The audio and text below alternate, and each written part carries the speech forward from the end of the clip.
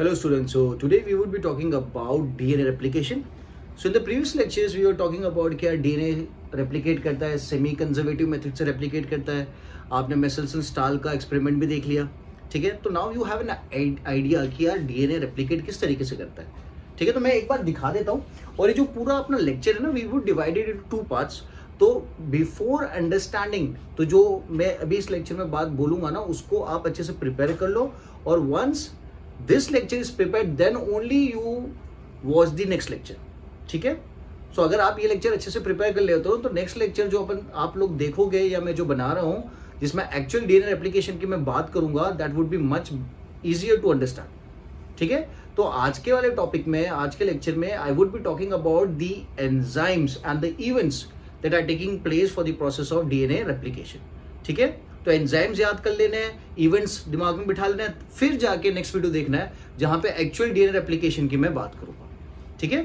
So now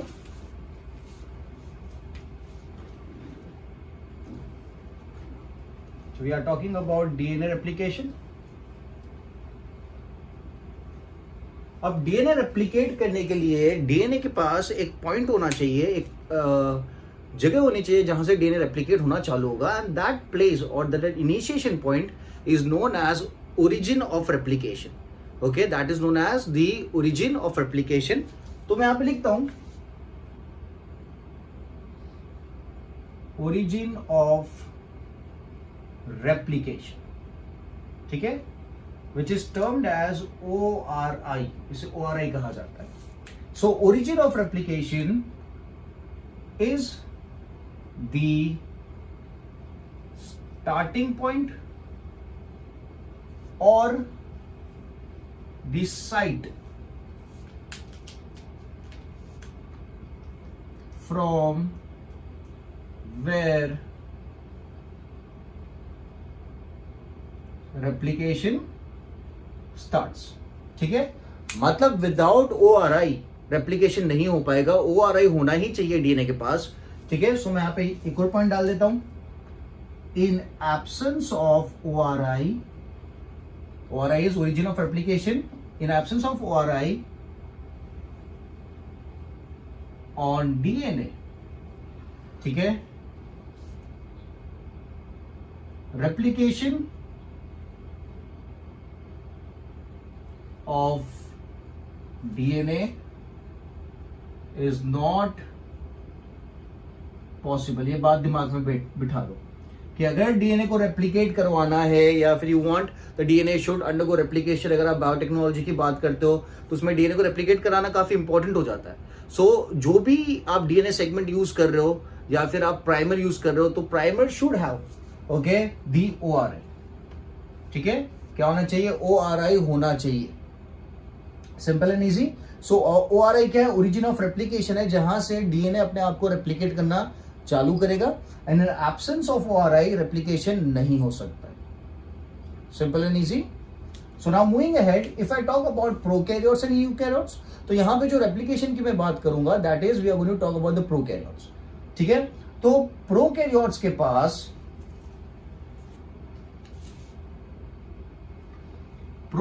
के पास single ORI होता है, that is origin of replication. Prokaryotes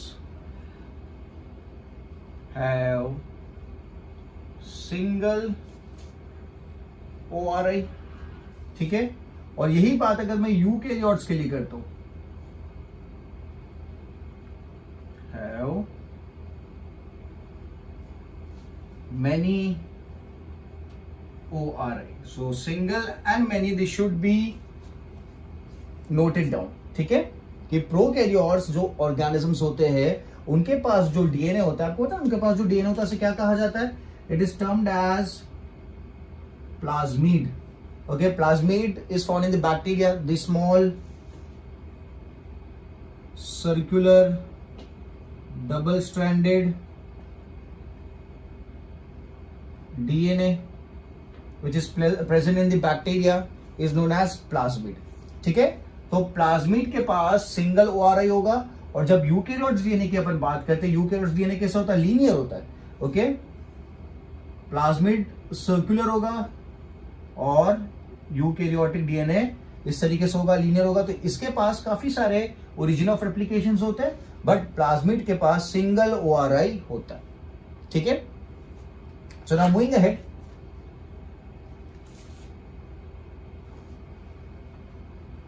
so now if I want to replicate the DNA, या फिर जो replication organism की बॉडी के अंदर चल रहा है, तो ये डीएनए की स्ट्रैंड है। ठीक है, तो अगर मुझे रेप्लिकेट करना है तो first thing that is going to happen is the strand has to be unwinded. ठीक है, तो आपको स्ट्रैंड को क्या करना पड़ेगा, अनवाइंड करना पड़ेगा।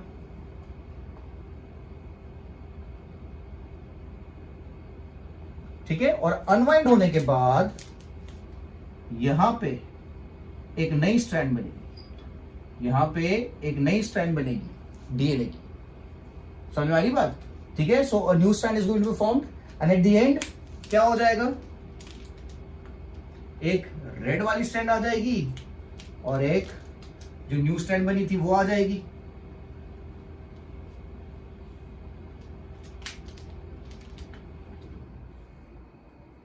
ठीक है ना, semi conservative method of DNA replication, ये बात हो चुकी है।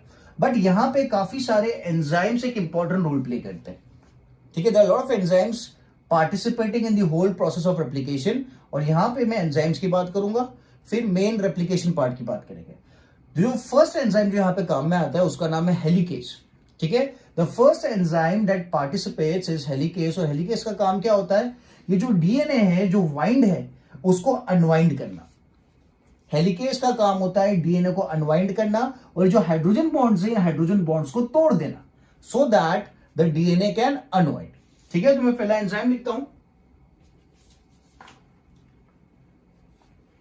सो एंजाइम्स, ये लेक्चर देखने के बाद सब एंजाइम्स प्रिपेयर हो जाने चाहिए जो भी मैं बोलूंगा यहां पे।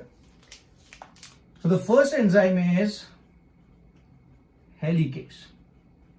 ठीक है, हेलिकेस क्या करेगा, सो helicase helps in unwinding of DNA. Unwinding of DNA by breaking the hydrogen bonds. By breaking hydrogen bonds present between two nitrogen bases. ठीक है, आपको पता है 2 नाइट्रोजन बेसेस मतलब I am talking about a base pair. तो आप सोच लो कि यार ये हेलिकेस एंजाइम कितना इंपॉर्टेंट हो गया, इसकी एब्सेंस में डीएनए अनवाइंड नहीं कर पाएगा, हाइड्रोजन बॉन्ड्स टूटेंगे ही नहीं, और जब टूटेंगे नहीं तो डीएनए रेप्लिकेट नहीं कर पाएगा। ठीक है, so this enzyme is very very important. ठीक है, अब आप इमेजिन करो जब हेलिकेस एंजाइम डीएनए को अनवाइंड करता है, ठीक है, तो जो स्ट्रैंड्स अनवाइंड हो चुकी है, 2 different strands which have been unwinded, इस तरीके से आपका अनवाइंड हो गया अगर डीएनए। ठीक है, अब ये दोनों स्ट्रैंड्स क्या कर सकती है, देयर इज अ चांस कि ये लोग फिर से हाइड्रोजन बॉन्ड बनाते, क्योंकि हेलिकेस तो क्या करेगा, हेलिकेस एंजाइम इस तरीके से डीएनए को ओपन करता जाएगा इस डायरेक्शन में। ठीक है, तो अनवाइंडिंग होती जाएगी, पर जैसे जैसे अनवाइंडिंग होती जाएगी तो ये स्ट्रैंड्स तो कभी भी पास में आके फिर से हाइड्रोजन बॉन्ड बना सकते हैं। तो हेलिकेस की जो भी मेहनत है वो तो वेस्ट चली जाएगी। समझ में आ रहा है, ये हेलिकेस एंजाइम जिसने हाइड्रोजन बॉन्ड्स को ब्रेक कर दिया, डीएनए को अनवाइंड कर दिया, हाइड्रोजन बॉन्ड्स को ब्रेक कर दिया, उसकी मेहनत वेस्ट चली जाएगी अगर ये जो स्ट्रैंड्स अलग अलग हो गई थी वो फिर से क्या हो जाए, एक दूसरे के पास में आ जाएगी। तो यहां पे स्पेशलाइज प्रोटीन्स आते हैं, वो प्रोटीन्स क्या करते हैं, ये दोनों स्ट्रैंड्स को पकड़ के रखेंगे, ये दोनों स्ट्रैंड्स को एक दूसरे के पास में नहीं आने देंगे और दोनों के बीच में हाइड्रोजन बॉन्ड का फॉर्मेशन फिर से ना हो जाए। ओके, उसको देखेंगे। So the second enzyme is, okay, it's a protein, we write it as single stranded binding protein. ठीक है, which is also termed as SSBP। ठीक है, single stranded binding proteins. So क्या काम है सिंगल स्ट्रैंडेड बाइंडिंग प्रोटीन्स का, it keeps a hold on it keeps the hold on separated DNA strands and does not allow them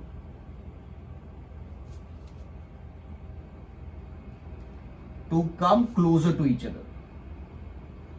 Come closer to each other. ठीक है, thus avoiding the formation of क्योंकि दोनों strands पास में आ जाएगी तो कौन सा बॉन्ड बन जाएगा? Avoiding the formation of hydrogen bond between two nitrogen basis. समझ में आई बात? जो नाइट्रोजन बेसिस को हेलिकेस ने तोड़ दिया था, ओके, जो नाइट्रोजन बेसिस के बीच में जो हाइड्रोजन बॉन्ड था जिसको हेलिकेस ने तोड़ दिया था, वो बॉन्ड फिर से ना फॉर्म हो जाए, दोनों स्ट्रैंड्स फिर से पास में ना आ जाए. इसीलिए सिंगल स्ट्रैंडेड बाइंडिंग प्रोटीन क्या करेगा? ये दोनों स्ट्रैंड को एक दूसरे से सेपरेट रखेगा. समझ में आ गया? ठीक है, तो क्या याद रखना अपन को कि यार जो सिंगल स्ट्रैंडेड बाइंडिंग प्रोटीन है, it holds on separated DNA strands, ठीक है, and does not allow them to come closer to each other. Okay, why? Because अगर वो साथ में आ जाएंगे, there would be a formation of the hydrogen bond between the two nitrogen bases, और जो हेलिकेस ने तोड़ने का काम किया था वो पूरा वेस्ट हो जाएगा.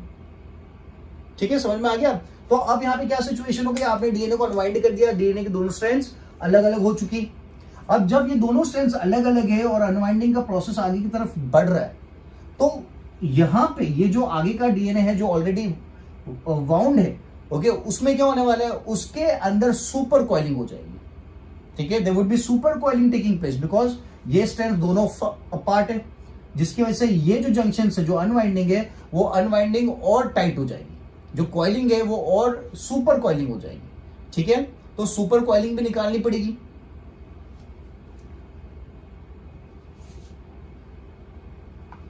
ठीक है, so now comes another enzyme which is known as topoisomerase. कौन सा एंजाइम आएगा? टोपोआइसोमरेज. ओके, तो दो एंजाइम मैंने बोल दिए.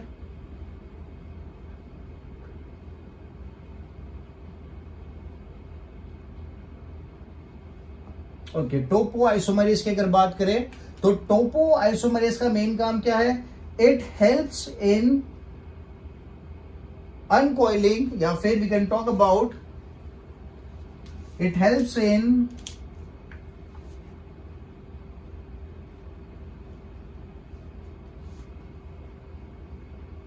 Removing super coiling.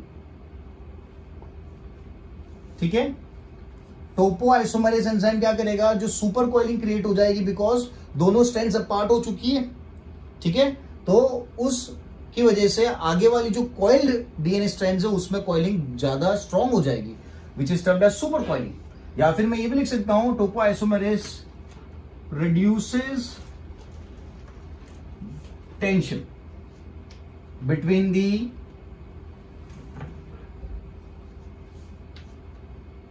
coiled strands of DNA. समझ में आया ना? टोपोआइसोमरेज क्या करेगा? जो सुपर कॉइलिंग क्रिएट हो चुकी है बिकॉज डीएनए अनवाइंड हो रहा है, तो आगे वाला जो कॉइल्ड स्ट्रैंड है उसके ऊपर ज्यादा टेंशन क्रिएट होता है, okay, which is termed as super coiling. तो सुपर कॉइलिंग को निकालने का काम करेगा. या फिर आप बोल सकते हो it reduces the tension between the coiled strands of DNA. ठीक है, एक और एंजाइम मैं मेंशन करता हूं जिसका नाम है गायरेज. क्या नाम है? Gyrase enzyme. सो गायरेज का काम क्या है? गायरेज वर्क्स एज बोथ,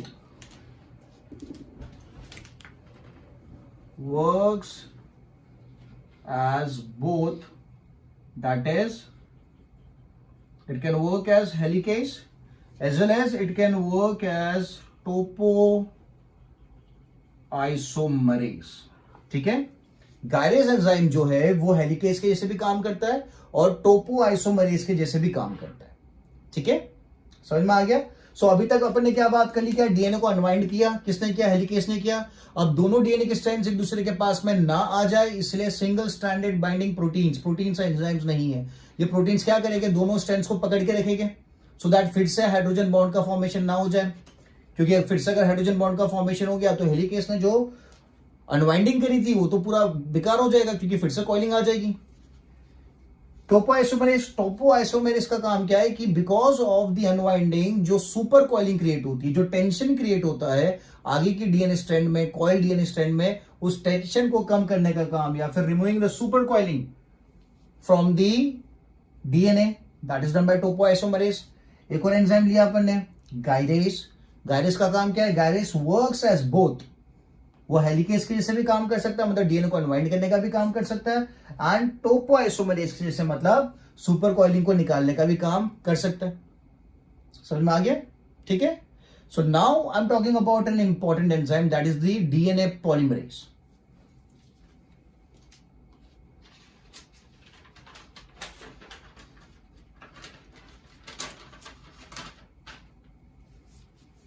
अब डीएनए पॉलीमरेज जो है the important enzyme we have. अगर आप बैक्टीरिया की बात करें तो बैक्टीरिया में 3 टाइप के डीएनए पॉलीमरेज होते हैं। Will talk about it later on. First अपन देख लेते हैं डीएनए पॉलीमरेज क्या काम करेगा। So it is DNA polymerase, very important enzyme, can be written as DNAP. ठीक है, it is written as DNAP. ठीक है, जो मेन फॉर्मेशन होता है डीएनए का, okay, that is done by the DNA polymerase. So write it as formation of new strand of DNA. DNA की जो नई स्ट्रैंड है, formation of new strand of DNA is done by DNAP. ठीक है, but this is only done on one condition कि जो नया DNA बनाता है, जो न्यू स्ट्रैंड का फॉर्मेशन करेगा, वो स्ट्रैंड बनती है 5' to 3'।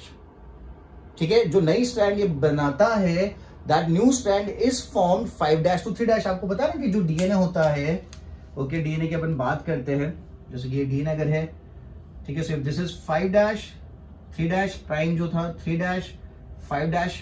ठीक है, तो ये डीएनए पॉलीमरेज क्या बोलता है कि अगर मैं नई स्ट्रैंड बनाऊंगा तो मेरी जो नई स्ट्रैंड होनी चाहिए वो 5' to 3' होनी चाहिए। मतलब ये 5' to 3' है, तो जो नई स्ट्रैंड बनाएगा ये स्ट्रैंड बनेगी इस तरीके से, बिकॉज 3 के सामने कौन आएगा, 5' आएगा, और यहाँ पे 3' आ गया।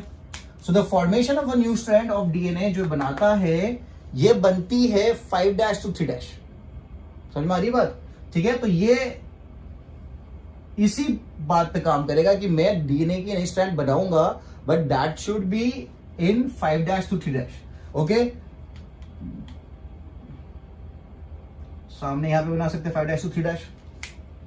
ठीक है, बट ये 5 के सामने नहीं बनाएगा, क्योंकि 5 के सामने क्या बनेगा, 5 के सामने 3 आता है, 3' to 5' नहीं बनाता है। तो ये बात आप दिमाग में बिठा लो कि जो नई स्ट्रैंड बनती है डीएनए पॉलीमरेज के थ्रू, वो बनेगी 5' to 3'। ठीक है, तो formation of new strand of DNA is done by DNAP and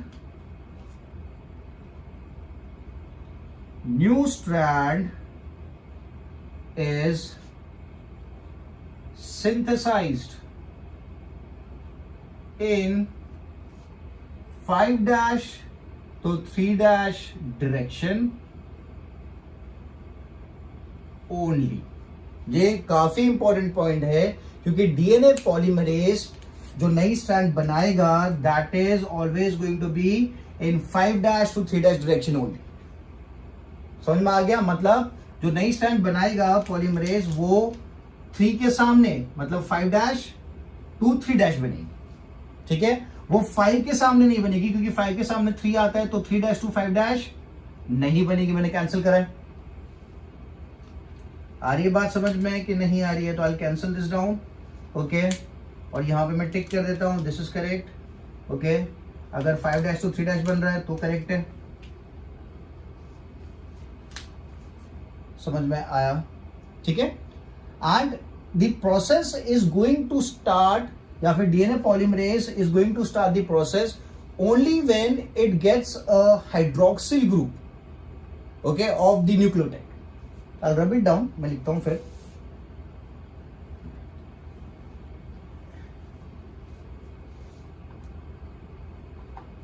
I hope the 2 points are clear.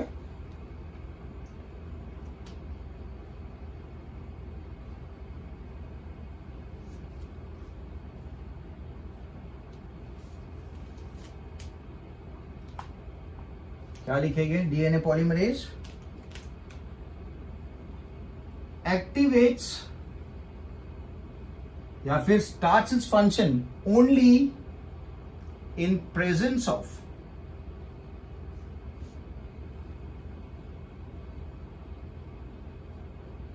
hydroxyl group, that is OH, okay, hydroxyl group of the nucleotide. तो यार DNA polymerase की दो शर्त है कि यार मैं अगर नई स्ट्रैंड बनाता हूं तो वो 5' to 3' ही बनाऊंगा, ठीक है। और नई स्ट्रैंड बनाने के लिए मुझे क्या चाहिए? एक न्यूक्लियोटाइड का OH हाइड्रोक्सिल ग्रुप वहां पे प्रेजेंट होना चाहिए। कहां पे? डीएनए के पास, डीएनए की जो न्यू स्ट्रैंड है ना वहां पे। So there should be a presence of hydroxyl group of the nucleotide for the formation या for the activation of DNA polymerase, ठीक है। तो आप बोलोगे सर हाइड्रोक्सिल ग्रुप मतलब क्या? तो फिर से मैं यहाँ पे बना देता हूँ। इस तरीके से अपने न्यूक्लियोटाइड बनाया था, अगर आपको याद हो तो। ऑक्सीजन है, यहाँ पे कार्बन है, कार्बन है, कार्बन है, कार्बन है, कार्बन है, ठीक है। यहाँ पे फॉस्फेट ग्रुप आप लगाते थे, और यहाँ पे क्या लगता था? फर्स्ट पे नाइट्रोजन बेस लगता था, ठीक है। अगर आपने ध्यान दिया हो तो यहाँ पे H था, यहाँ पे H था, यहाँ पे H था, यहाँ पे OH था, यहाँ पे H था। तो जब फॉस्फोडाइस्टर बॉन्ड बनता है तो आपको पता होना चाहिए कि वो 3rd कार्बन और 5th कार्बन के बीच में बनता है। मतलब जो नीचे की तरफ न्यूक्लियोटाइड आएगा उसका जो फॉस्फेट है, जो 5th कार्बन पे अटैच्ड है, उसका और इसका 3rd कार्बन का बॉन्डिंग होगा। नंबरिंग्स आपको पता होने चाहिए, 1 2 3 4 5, ठीक है।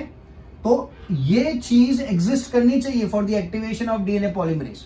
मतलब जो डीएनए की स्ट्रैंड है, ये डीएनए की अगर स्ट्रैंड अवेलेबल है जिसका रेप्लिकेशन करना है, तो यहां पे already OH hydroxyl group present होना चाहिए, तभी डीएनए पॉलीमरेज क्या करेगा? नई स्ट्रैंड का फॉर्मेशन करेगा। समझ में आ रही बात?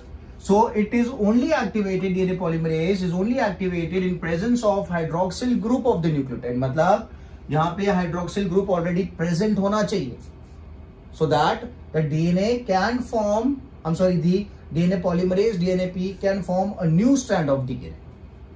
Is it clear? ठीक है। तो दो शर्त थी, एक तो बनेगा 5' to 3' बनेगा, 5' to 3' ही बनेगा, और दूसरा क्या? वहां पे OH hydroxyl group of a nucleotide should be already present. आ गई बात समझ में? So that is DNAP। अब ये हाइड्रोक्सिल ग्रुप कौन लेके आएगा? ये जो न्यूक्लियोटाइड है ये वहां पे कौन प्रोवाइड करेगा? तो वहां पे न्यूक्लियोटाइड प्रोवाइड करने का काम करता है एक एंजाइम, ओके। वो एंजाइम बनाता है प्राइमर।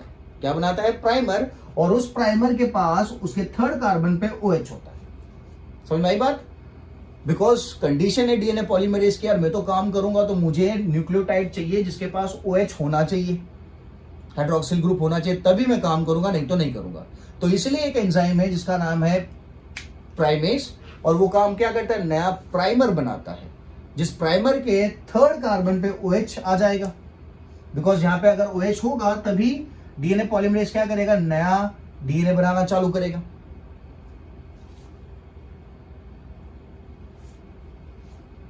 ठीक है। So now comes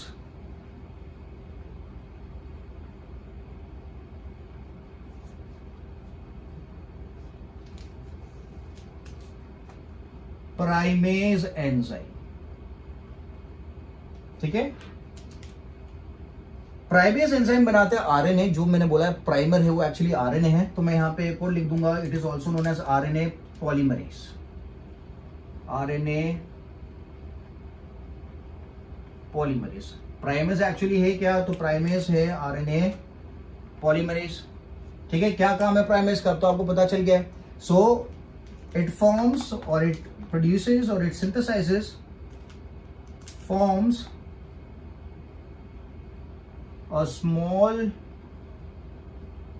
strand of RNA which is known as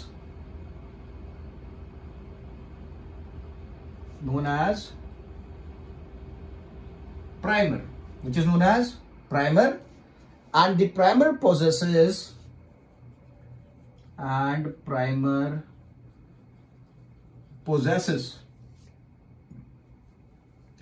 hydroxyl group. It possesses hydroxyl group on its third carbon. It possesses hydroxyl group on its third carbon, so that the whole process of DNA replication can start. समझ में आया? सो primase जो है या फिर RNA polymerase में बोलूं, it forms a small strand of RNA. It forms a small strand of RNA which is known as primer. उसे क्या कहा जाता है? प्राइमर कहा जाता है. उस स्मॉल स्ट्रैंड को प्राइमर कहा जाता है. And the primer possesses OH hydroxyl group on it's third carbon. उसके तीसरे कार्बन पे क्या होता है? हाइड्रोक्सिल होता है. क्योंकि तभी जाके क्या होगा? डीएनए रेप्लिकेशन का प्रोसेस स्टार्ट होगा. क्योंकि पॉलीमरेज की कंडीशन है कि मैं अगर नया डीएनए बनाऊंगा तो मुझे एक न्यूक्लियोटाइड चाहिए वहां पे जिसके पास OH प्रेजेंट होना चाहिए उसके थर्ड कार्बन पे. ठीक है, तो फॉर एग्जाम्पल ये डीएनए की स्ट्रैंड है. तो अगर यहां पे AGT है, क्या है? AGT.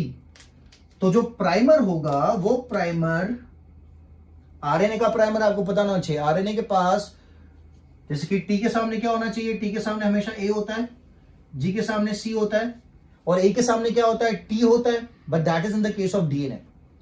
थाइमीन जो होता है वो आरएनए के पास नहीं होता है. तो मैं यहां पे टी नहीं लिख सकता. अगर मैं टी लिखूंगा तो गलत हो जाएगा. तो यहां पे क्या लिखेंगे अपन? यूरासिल.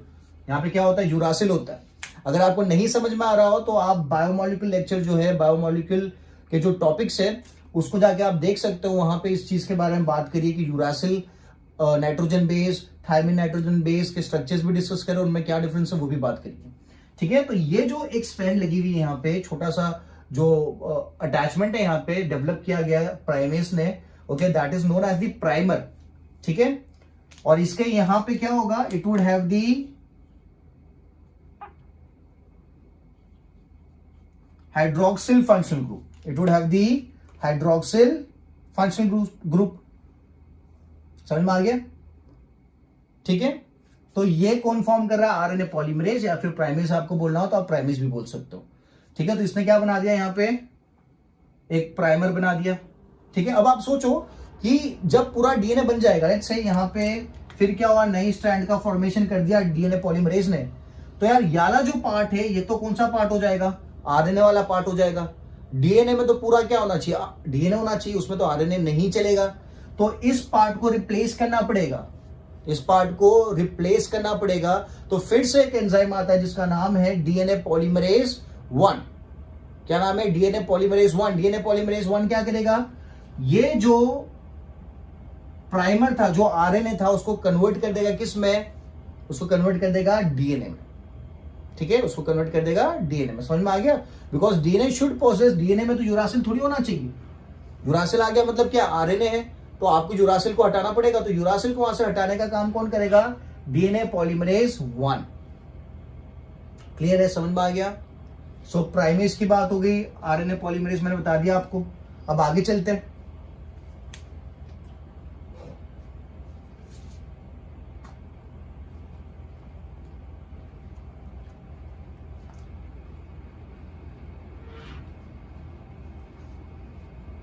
अब प्राइमेज के बाद जो लास्ट एंजाइम है दैट इज लाइगेज. अब लाइगेज काफी इंपॉर्टेंट काम ये करता है कि इट फॉर्म्स फॉस्फोडाइएस्टर बॉन्ड, पता है ना phosphodiester bond, it forms the phosphodiester bond between, किसके बीच में, between 3 prime carbon of nucleotide of one nucleotide and the phosphate group present on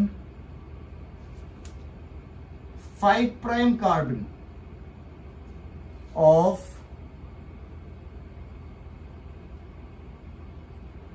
another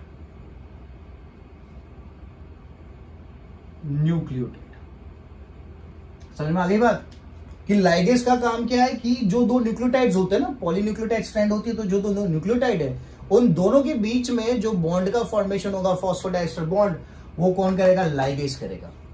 तो न्यूक्लियोटाइड्स तो वहां पे आ गए, पर न्यूक्लियोटाइड्स को एक दूसरे से चिपकाना भी पड़ेगा, तब जाके लॉन्ग स्ट्रेन बनेगी। ठीक है, तो उसको चिपकाने का काम करेगा ligase.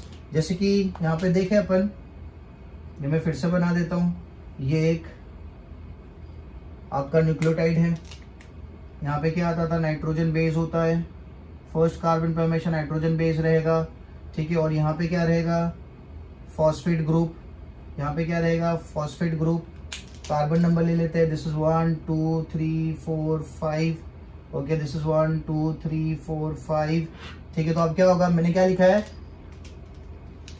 Forms a phosphodiester bond, okay, या फिर फॉस्फेट बॉन्ड आप ले लो अभी के लिए, बिटवीन 3 कार्बन ऑफ 1 न्यूक्लियोटाइड, मतलब इसका, okay, and the phosphate group present on the 5th carbon of another nucleotide, मतलब यहां पे, तो इनके बीच में क्या बनेगा, there is going to be formation of the phosphodiester bond. ठीक है, तब जाके क्या होगी, एक लॉन्ग स्ट्रैंड बन पाएगी ना न्यूक्लियोटाइड की, जिसे आप पॉलीन्यूक्लियोटाइड बोलोगे। तो ये काम है लाइगेज का। समझ में आया? ठीक है,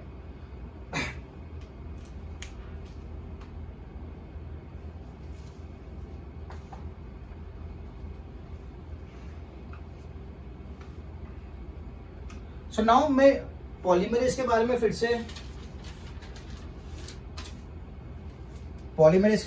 से बात कर लेता हूं, ओके, बिकॉज जो डीएनए पॉलीमरेज प्रेजेंट है ई कोलाई के पास या फिर बैक्टीरिया के पास, वो 3 टाइप के।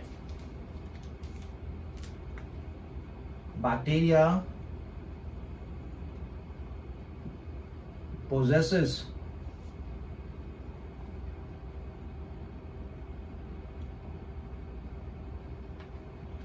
three types of polymerase enzymes.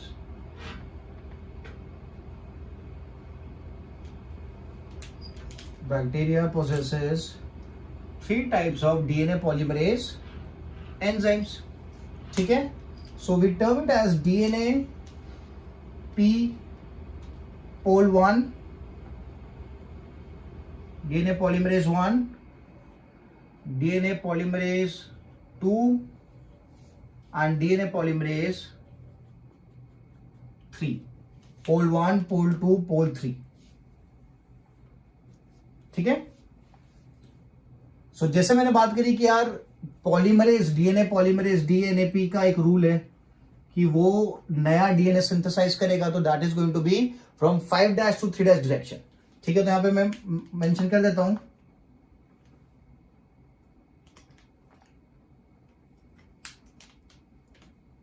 New strand formed is 5' to 3'। ठीक है, पॉलीमरेज 2 का भी यही रूल है और पॉलीमरेज 3 का भी यही रूल है। ठीक है, ये तीनों यही बोलेंगे, इसी शर्त पे काम करेंगे कि जो नया डीएनए बनाएंगे वो 5' to 3' ही होगा। ठीक है, बट अगर मैं स्पीड की बात करता हूं, फॉर्मेशन कौन जल्दी फॉर्म करेगा, तो जो पॉलीमरेज 3 है वो काफी ज्यादा फास्ट है। It is very fast and it is the main enzyme. तो मैं यहां पे मेंशन कर देता हूं मेन एंड फास्ट, मतलब ये भी करता है ये भी करता है, बट जो मेन करेगा इंपॉर्टेंट जो है वो है पॉलीमरेज 3, और ये काफी ज्यादा फास्ट भी है। मतलब किस तरीके से फास्ट है, मतलब ये एक सेकेंड में 2000 बेस पेयर्स फॉर्म कर सकता है। तो मैं यहां पे लिख देता हूं पॉलीमरेज 3 2000 बेस पेयर्स पर second, it can form 2000 base pairs पर सेकेंड। तो आप देख लो कितना ज्यादा फास्ट है। ये दोनों भी करते हैं बट कंपैरेटिवली इसकी स्पीड ज्यादा है, ठीक है। फिर एक और इंटरेस्टिंग कैरेक्टर जो है पॉलीमरेज 1 जो है वो क्या करता है, it is also serving as a exonuclease, ठीक है। It serves as exonuclease. जो मैंने बात करी, जो प्राइमर लगा था उस प्राइमर को निकालने की अपनी बात हुई थी, तो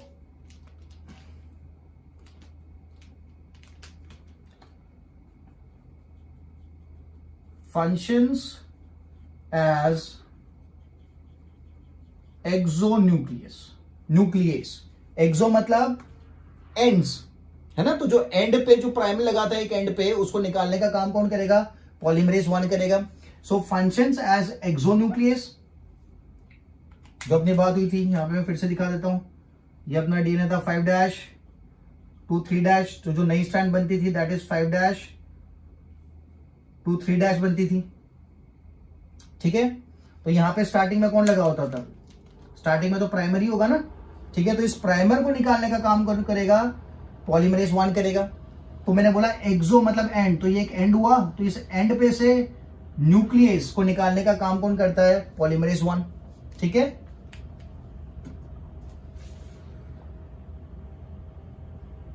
फंक्शंस एज एक्सोन्यूक्लियस मतलब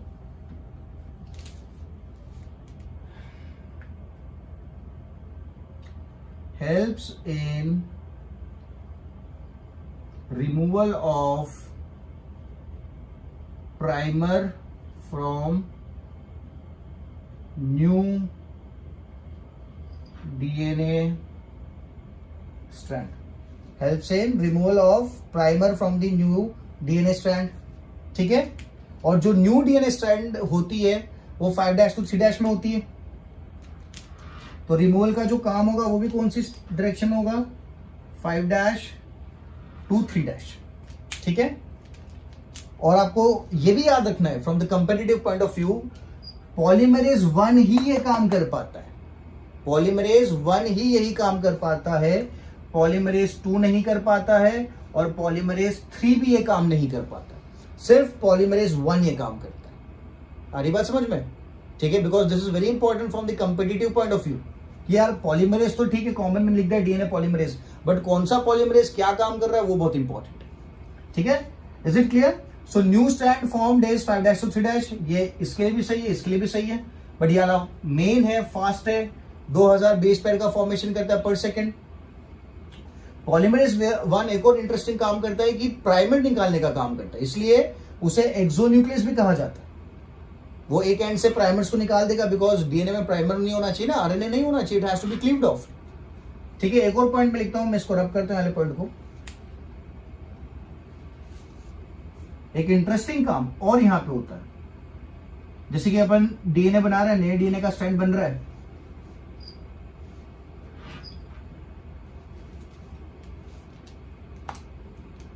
लेट्स से नया डीएनए बना, ये अपना पुराना स्ट्रैंड है 5' to 3' है, नया डीएनए बना, ठीक है, दैट इज 5' to 3' बनेगा,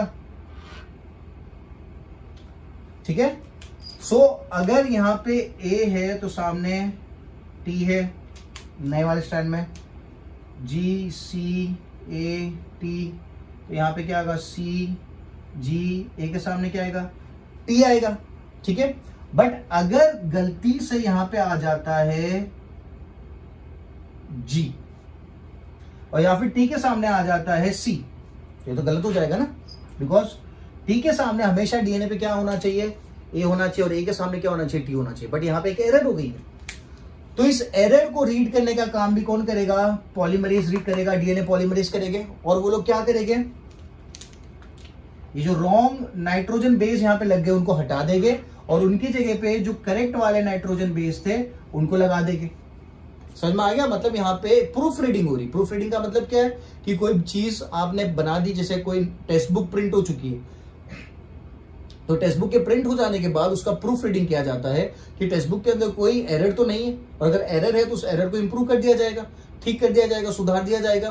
तो उसी तरीके से जब डीएनए का फॉर्मेशन हो जाता है तो डीएनए पॉलीमरेज एंजाइम क्या करता है, उस डीएनए की प्रूफ रीडिंग करता है कि कहीं पे कोई कोड नाइट्रोजन बेस गलत तो नहीं डाल दिया, और अगर गलत डाल दिया है तो वो क्या करेगा, गलत डाल दिया है तो वो क्या करेगा, वो उस नाइट्रोजन बेस को सुधार देगा।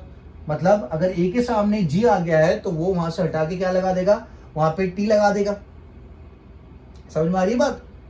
ठीक है, सो मैं लिख देता हूं यहां पे पॉइंट।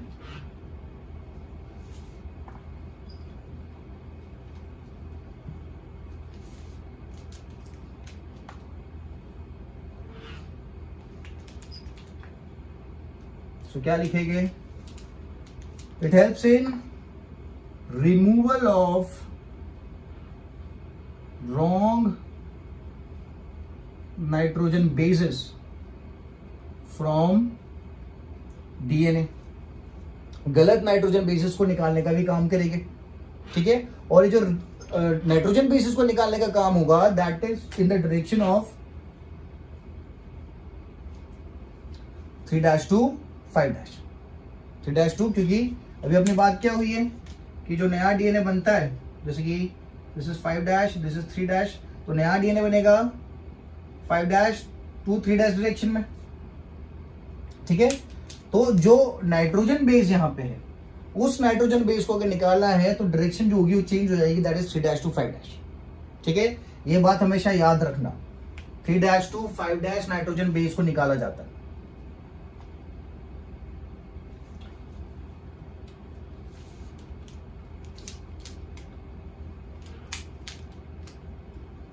तो ये वाला काम पॉलीमरेज 2 भी करता है एंड पॉलीमरेज 3 भी करता है। ठीक है, removal of wrong nitrogen bases from DNA that is done by polymerase 2 also and polymerase 3 also, but जो पॉलीमरेज 1 है it is the major repair enzyme. सबसे ज्यादा रिपेयरिंग का काम करता है polymerase 3।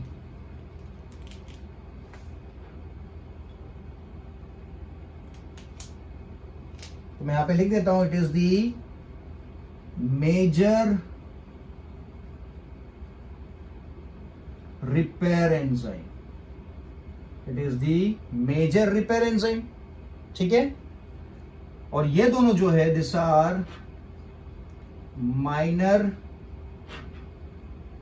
Repair enzyme, this is also minor repair enzyme.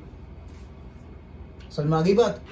ठीक है, तो 3 टाइप के पॉलीमरेज है, पॉलीमरेज 1, पॉलीमरेज 2, पॉलीमरेज 3 किसके पास, बैक्टीरिया के पास। किसके पास, बैक्टीरिया के पास, या फिर मैं बोल सकता हूं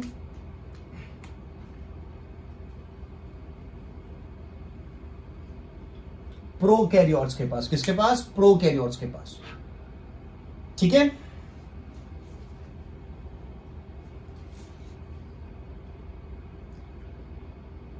okay, so DNA polymerase bacteria के पास 3 टाइप के, तो यूकैरियोट्स के पास कितने टाइप के? Let's see.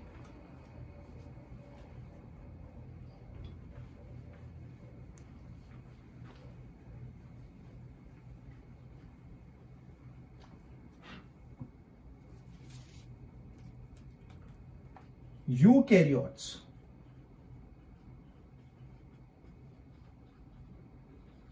possess 5 types of DNA polymerase।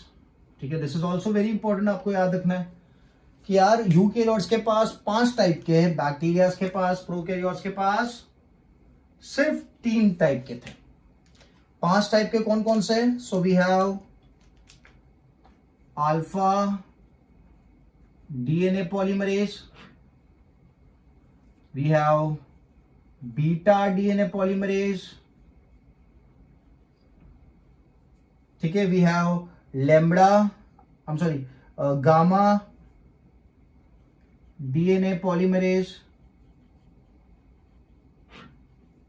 ठीक है, we have delta DNA polymerase in the eukaryotes and epsilon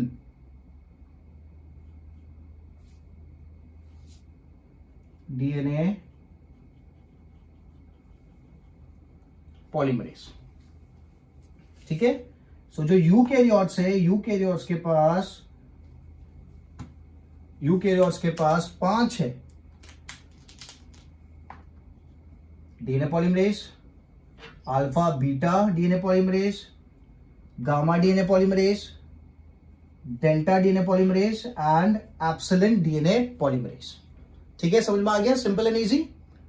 तो जो भी मैंने बातें बोली है एंजाइम्स की, वो अच्छे से प्रिपेयर कर लो, और उसी के बाद जो नेक्स्ट लेक्चर आएगा, दैट इज जहां पे अपन डीएनए किस तरीके से रेप्लिकेट हो रहा है उसकी बात करेंगे। सिंपल एंड इजी, ठीक है। So I keep this much for this lecture. In the next lecture we would be talking about how this enzymes are participating for the process, ठीक है। so make sure you go through the enzymes, आप लिख लो, समझ लो, और फिर ही next video को आप देखो, ठीक है। चलो बाय।